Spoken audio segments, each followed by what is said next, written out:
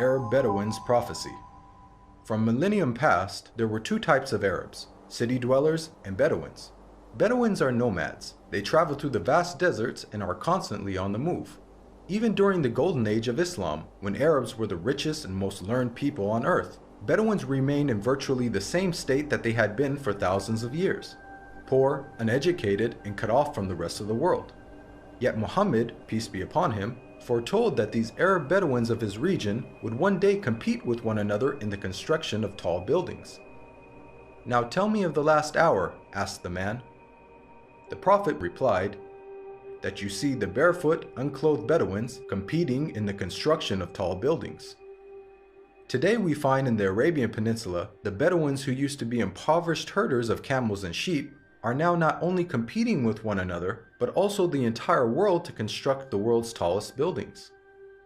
How did one of the poorest people on earth, who literally wore rags, become the wealthiest nations on earth? One thing that made this rapid change possible was the discovery of oil. The seemingly empty deserts of the Bedouins had it in abundance. They went from camels to Cadillacs in a single generation. The construction of tall buildings among the Arab Bedouins has even reached Mecca, Muhammad's city of birth.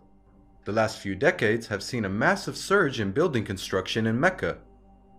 The famous Mecca clock tower is currently the third tallest building in the world. In order for such construction to be possible, many of Mecca's ancient mountains had to be demolished in order to make room for the tall buildings that had sprung up. Amazingly, this is also something that Muhammad had foretold. He said, "The hour will not be established until the mountains are moved from their places." This tremendous feat of demolishing entire mountains has only been made possible in the 20th century with the advent of technology such as explosives. It's important to point out that Muhammad himself was a simple man and wanted other Muslims to maintain that simplicity. He did not like Muslims to be extravagant. So, if he wanted to will this prophecy to become true, he would have to encourage the Arabs to build tall buildings, yet he never did. Spread of sexual immorality and disease. Muhammad, peace be upon him, revealed that the Day of Judgment would not take place until sexual immorality had become so prevalent and normalized that it would begin to be carried out even in public places. He said, "The hour will not be established until people fornicate with each other in the road, just as donkeys fornicate." Today we live in a world where we are being constantly bombarded with explicit sexual imagery, be it in TV, film, or advertising. And with the advent of the internet, pornography has now become readily available at any time and any place.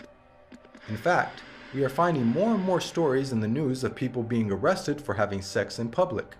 And an interesting side note is that the Prophet Muhammad, peace be upon him, described what will be the consequences of such widespread sexual immorality. He said, "Never does sexual perversion become widespread and publicly known in certain people without them being overtaken by disease that never happened to their ancestors who came before them." The increase of sexual immorality has seen the emergence of previously unheard of diseases such as AIDS, just as the Prophet Muhammad had forewarned. A world steeped in interest. Muhammad, peace be upon him, claimed that the practice of interest would one day become so dominant that even those who try to avoid it will still feel its impact. He said, "A time will come upon mankind when they will consume interest. Whoever does not take from it will be afflicted by its dust." This clearly describes the state of the world economy today. In the modern world, it is almost impossible to avoid dealing with, or at the very least being impacted by, interest. Just think about how many people have interest-bearing bank accounts and buy things using credit cards. Even if one somehow manages to avoid dealing in interest directly, almost every aspect of our lives is impacted by it. Central banks influence the purchasing power of our money, and virtually every country in the world, even those considered to be wealthy, are drowning in interest-based debt. The financial system even suffered a global collapse in 2008, a disaster which had plunged the world into economic turmoil, the consequences of which will be felt for generations to come. What makes this prediction amazing is that the financial state of the world over the last century is unique in history. At the time of Muhammad, Finance was based on commodities with intrinsic value, such as gold and silver coins. Gold and silver have been used as the most common form of currency throughout history. The use of paper money with no intrinsic value, along with the massive debt and interest that it has resulted in, is a phenomenon of modern finance, and not something that could have been easily guessed by Muhammad over 1400 years ago. The defeat of Rome and the conquest of Persia. During the Battle of the Trench, where Muhammad, peace be upon him, and his followers were under siege by their enemies, being outnumbered 3-1 and staring in the face of certain defeat, the Prophet made some bold predictions. He said, "God is most great. I have been given the keys of Syria. By God, I can see its red palaces at the moment. God is most great. I have been given Persia. God is most great. I have been given the keys of Yemen." At that moment, Muhammad had made the astonishing claim that the Muslims would not only take the lands of Yemen and Syria, much of which was under the occupation of the Roman Empire, but that they would also defeat the mighty Persian Empire. Historically, Muhammad's companions saw this prophecy fulfilled before their very eyes, as they went on to defeat the Romans and conquer Persia. What are the odds that the Muslims, who lacked economic and military strength, could topple the superpowers of the world in such a short span of time? The astonishing way that the Muslims defeated the superpowers captured the world by surprise. As historian Barnaby Rogerson explains, you have to remember that the two great superpowers were the Byzantine Empire, i.e. the Eastern Roman Empire, and Sassanid Persia. They were the dominant superpowers. If you're putting it in a modern parlance, it's a bit like the Eskimos taking on the United States of America and Russia. No rational person would have ever conceived of such a possibility. This sentiment is echoed by historians who cannot explain how Islam became such a dominant force so quickly. Professor of Byzantine Studies, Andrew Louth, wrote, "The speed with which the eastern provinces of the Byzantine Empire succumbed to the Arabs remains to be explained by historians." Prevalence of writing. Many of us take for granted the ability to read and write, and the abundance of books that are available in the modern age. However, for the people of the past, illiteracy was the norm, and books were very scarce. Muhammad, peace be upon him, was born into a society in which very few people could read or write. It is estimated that the number of people who were literate in his locality of Western Saudi Arabia did not exceed 17. Muhammad himself could not read or write. Against this backdrop, the Prophet Muhammad made the prediction that writing will one day become widespread among mankind. He said, "Ahead of the hour, the pen will prevail." The Arabic word used for pen here is qalam, which also carries the wider meaning of writing. This perfectly describes our world today, in which it is the norm for people to read and write, and there is an abundance of books, newspapers, and magazines. This has only been made possible thanks to 15th century technological advances, such as printing that took place over 800 years after Muhammad's prophecy. And with the advent of the internet, writing is spreading even more. Anybody with a computer or smartphone now has access to millions of books with just the click of a finger.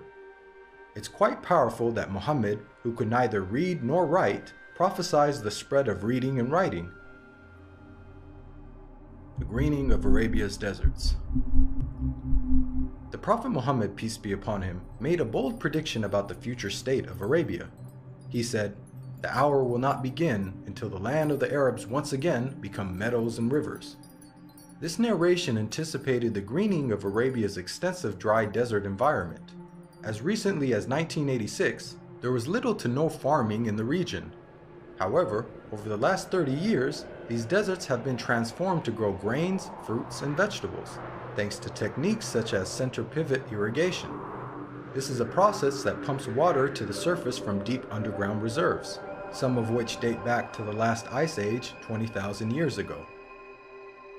Now put yourself in the position of a person living in 7th century Arabia. This region hosts some of the most extensive sand and gravel deserts in the world, with very little rainfall.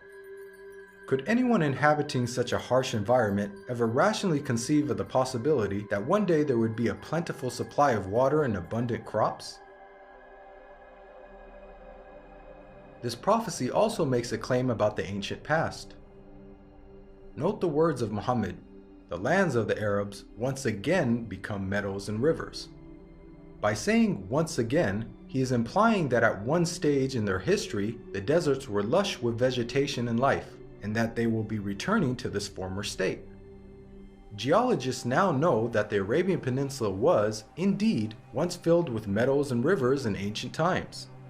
Modern archaeological discoveries have uncovered a number of fossils and conclude that once upon a time, the Arabian Peninsula was much greener and wetter, just as Muhammad had revealed.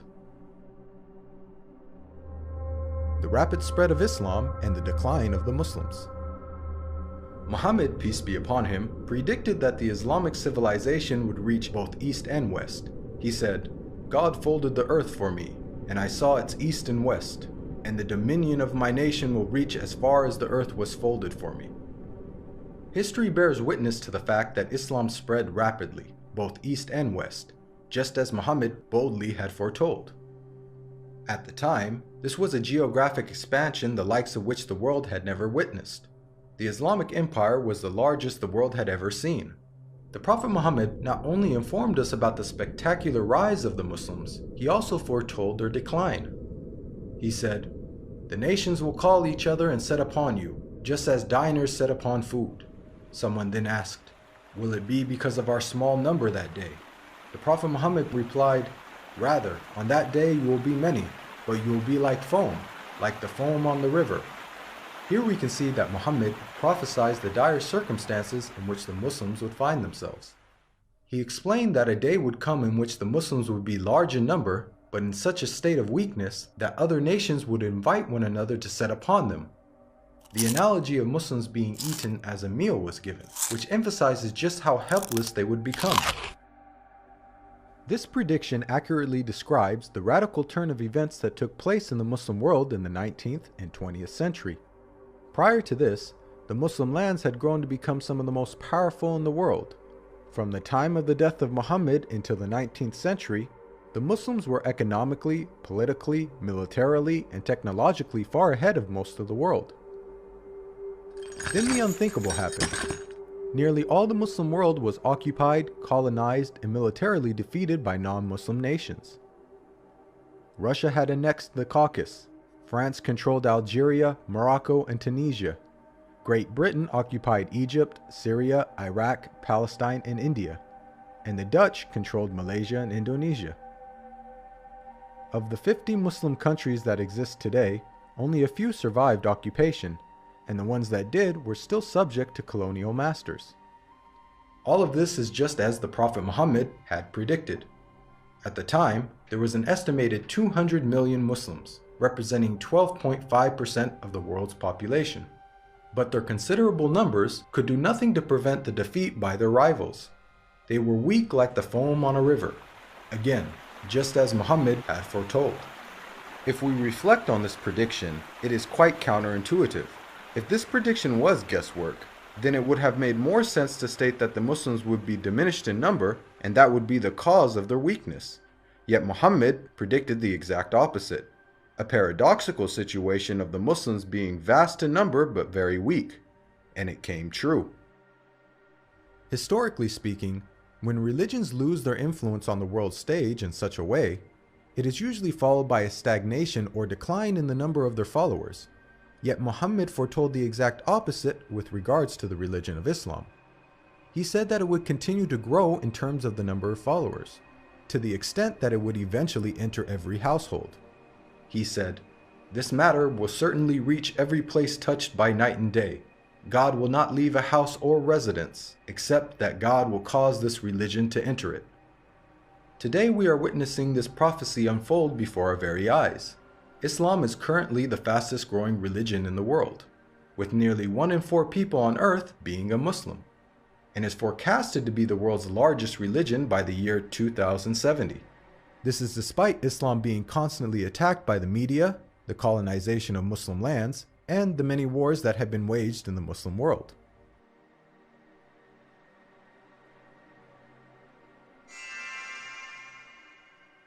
Even the name Muhammad has prophetic implications. It's an Arabic word that means the praised one. The Quran states how Muhammad's remembrance will be raised. We elevated your mention for you. Since this verse was revealed over 1400 years ago, the Prophet Muhammad, peace be upon him, has been the most praised person in history. Today, not a second goes by without a minaret somewhere in the world publicly proclaiming the time for prayer and saying, أشهد أن محمدًا رسول الله. I bear witness that Muhammad is the messenger of God. أشهد أن محمدًا رسول الله.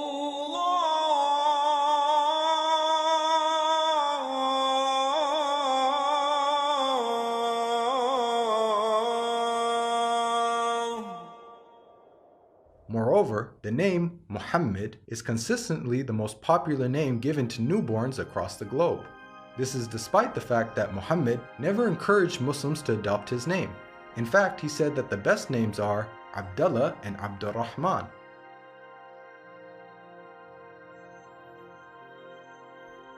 Now, we've analyzed a number of the Prophet Muhammad's prophecies, which were made over 1400 years ago, and have seen how he has accurately foretold many things. Purely from the standpoint of basic probability, for someone to accurately guess about such future events, which spanned across multiple nations in different time periods, many of which were outside the sphere of Muslim influence, to give so many predictions without making a single mistake is utterly impossible. Today, millions of people believe in false prophets and follow false systems for guidance in life. As human beings, we're willing to follow false prophets, man-made systems, and baseless superstitions, but why don't we accept the real guidance when it comes from God? God empowered the Prophet Muhammad with accurate prophecies as a way for us to distinguish the true prophets from the false. Truth has now arrived, and falsehood perished, for falsehood is, by its nature, bound to perish. This video is based on the book, The Forbidden Prophecies. To learn more about the evidences for Muhammad's prophethood, please download your free copy of the book at the link below.